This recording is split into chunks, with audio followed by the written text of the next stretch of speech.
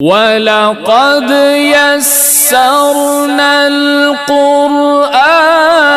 لِلذِّكْرِ فَهَلْ مِن مُّدَّكِرٍ۔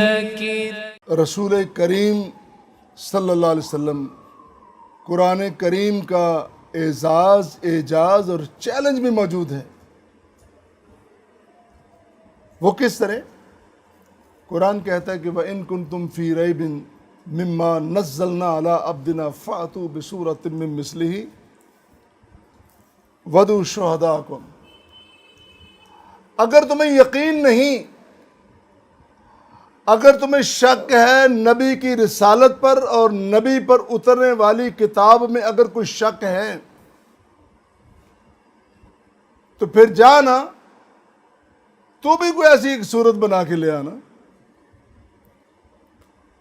تو بھی قرآن کریم جیسی اس کی صورت جیسی کوئی صورت بنا کے لے آ۔ اور اس کو میں نے کہا ہے اعجاز ہے اور چیلنج ہے۔ نبی کریم صلی اللہ علیہ وسلم کی ذات گرامی بھی اور قرآن بھی۔ اعجاز اس طرح ہے،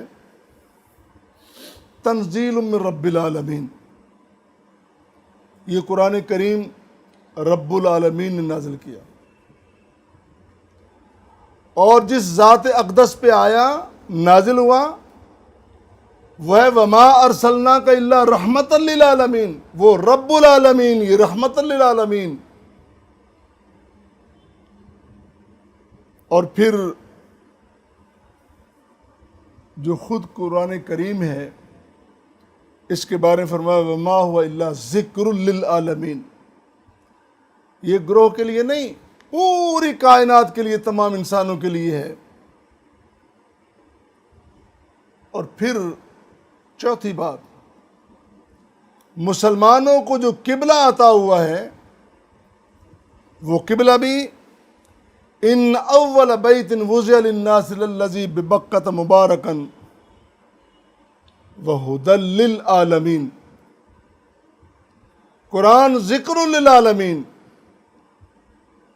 قبلہ ہدی للعالمین، اور پیغمبر آخر الزمان رحمت للعالمین۔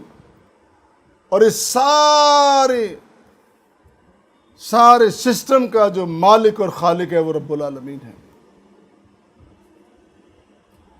اور اعجاز یہ ہے، معجزہ یہ ہے کہ پہلے کتابیں آئیں، پوری کی پوری کتابیں آ گئیں، لیکن جب یہ کتاب آئی، آخری کتاب جس کے بعد کوئی کتاب آنی ہی نہیں ہے، اس کتاب میں اللہ نے 1400 سال پہلے وہ تمام رہنمائی عطا کر دی جو آج ہمیں ضرورت ہے۔ اور میں ایک طالب علم قرآن کا حدیث کا ذمہ داری سے عرض کرتا ہوں، کل قیامت تک جتنی ہمیں ضرورت پڑے گی سب رہنمائی اس میں موجود ہے۔ آج ہمیں لگتا ہے کہ کچھ ایسی سائنسی دریافتیں ہیں تو ہم وقتی طور پر سمجھتے ہیں کہ یہ بہت بڑی عجیب بات ہے۔ بھائی جتنی دریافتیں ہیں آج اور کل اور وہ بدلتی رہتی ہیں، سنورتی رہتی ہیں، بگڑتی رہتی ہیں، لیکن قرآن اس کا کہا نہیں بدلتا۔ اس قرآن کا اعجاز یہ ہے کہ فَإِنَّهُ نَزَّلَ عَلَىٰ قَلْبِكَ بِإِذْنِ اللَّهِ، یہ اللہ کے حکم سے پیغمبر آخر الزمان کے قلب اطہر پہ نازل ہوا ہے۔ اور پھر خوبصورتی یہ ہے کہ پیغمبر کریم صلی اللہ علیہ وسلم نے اپنے دل سے اپنی امت کے پیاروں کے دلوں میں منتقل کر دیا قرآن کو، اور قیامت تک یہ سینہ بسینہ یہ چلتا رہے گا۔ اگرچہ کتابوں میں، کاغذ میں، دفتین میں، دو گتوں میں محفوظ ہیں، اور کوئی مائی کا لال ایک لفظ، ایک حرف پہ لگائی جانے والی کسی حرکت کے بارے میں بھی نہیں کہہ سکتا کہ یہ تبدیل ہوئی ہو۔ اور پھر چیلنج یہ ہے فَأْتُوا بِسُورَةٍ مِّن مِّثْلِهِ، اللہ نے اپنے پیغمبر کے ذریعے اعلان کروایا عرب کے ان دانشوروں کو، اہل زبان کو، اہل فن و ہنر کو، کہ جو دنیا میں بڑا مقام رکھتے تھے، ان کو کہا کہ اس کے مقابلے میں لے کے آؤ۔ یہ صرف ان کے لیے چیلنج نہیں تھا، آج بھی چیلنج موجود ہے اور قیامت تک یہ چیلنج باقی رہے گا۔ فرمایا پیغمبر کریم صلی اللہ علیہ وسلم اعلان کر دیجئے، ان کو چیلنج کریں۔ اللہ نے کہا کہ میرے نبی ان کو چیلنج کریں، کہیں ان کو لَإِنِ اجْتَمَعَتِ الْإِنسُ وَالْجِنُّ عَلَىٰ أَن يَأْتُوا بِمِثْلِ هَٰذَا الْقُرْآنِ لَا يَأْتُونَ بِهِ، پوری دنیا کے جن و انس مل کر اس قرآن جیسا کوئی قرآن بنا کے لائیں، لا یاتون بہ، نہیں لا سکتے۔ پھر فرمایا قل فاتوا بعشر سور مثلہ، 10 صورتیں بنا کے لے آؤ، نہیں لا سکتے۔ پھر فرمایا فاتوا بسورۃ مثلہ، فاتوا بسورۃ من مثلہ، ایک صورت جیسی کوئی صورت وہی بنا کے لے آؤ، نہیں لا سکتے۔ پھر فرمایا فَلْيَأْتُوا بِحَدِيثٍ مِّثْلِهِ، ایک آیت ہی بنا کے لے آؤ، نہیں لا سکتے۔ قرآن کا چیلنج آج بھی موجود ہے اور قیامت تک رہے گا۔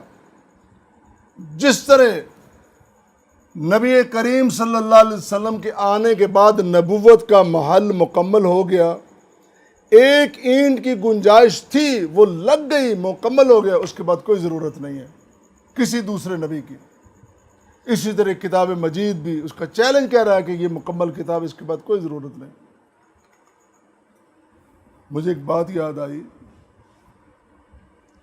یہ لطیفہ بھی ہے اور واقعہ بھی ہے کہ نبی کریم صلی اللہ علیہ وسلم کے دور میں بھی جھوٹے نبی ایسے تھے جنہوں نے نبوت کے دعوے کر رکھے تھے، پلے ان کے کچھ بھی نہیں تھا، دعوے بہت بڑے۔ تو ایک دن عمر بن عاص، وہ ابھی مسلمان نہیں ہوئے تھے، ان کو قریش نے مسیلمہ کے پاس بھیجا، اس کی بستی میں کام تھا، اس کام سے وہ گیا، مسیلمہ سے ملاقات ہوئی۔ مسیلمہ کذاب اس کا نام ہے، جھوٹا ترین شخص۔ ملاقات ہوئی تو اس نے، مسیلمہ نے پوچھا، آؤ بھی عمر، تم مکے سے آئے ہو، بتلاؤ وہاں کوئی، سنا ہے تمہارے وہاں ایک نبی ہے اور ان پہ قرآن نازل ہوتا ہے، بتاؤ کوئی نئی چیز نازل ہوئی ہے۔ اللہ اکبر۔ عمر بن عاص کہتے ہیں کہ میں مسلمان تو نہیں ہوں، لیکن میں نے سنا ہے ان سے، وہ پڑھ رہے تھے، میں نے سنا تھا۔ کیا سنا تھا؟ وَالْعَصْرِ إِنَّ الْإِنسَانَ لَفِي خُسْرٍ إِلَّا الَّذِينَ آمَنُوا وَعَمِلُوا الصَّالِحَاتِ وَتَوَاصَوْا بِالْحَقِّ وَتَوَاصَوْا بِالصَّبْرِ۔ یہ آیت پڑھ دی، یہ سورہ پوری پڑھ دی۔ کتنے خوبصورت الفاظ اور کتنا اس میں ربط ہے، کتنی خوبصورتی ہے، کتنا اس میں ناز ہے۔ قسم ہے زمانے کی، جب سنایا تو وہ نہ سن کے ذرا خاموش ہو گیا، پھر سر اٹھایا تو کہنے لگا میرے اوپر بھی کچھ نازل ہوا ہے۔ عمر نے کہا تیرے اوپر کیا نازل ہو گیا؟ کہنے لگا ہاں میرے اوپر بھی کچھ نازل ہوا ہے۔ کہا تو بھی سنا لے۔ کہنے لگا یا وبر یا وبر انما انت اذنان والصدر وسائرک حکر و نکر۔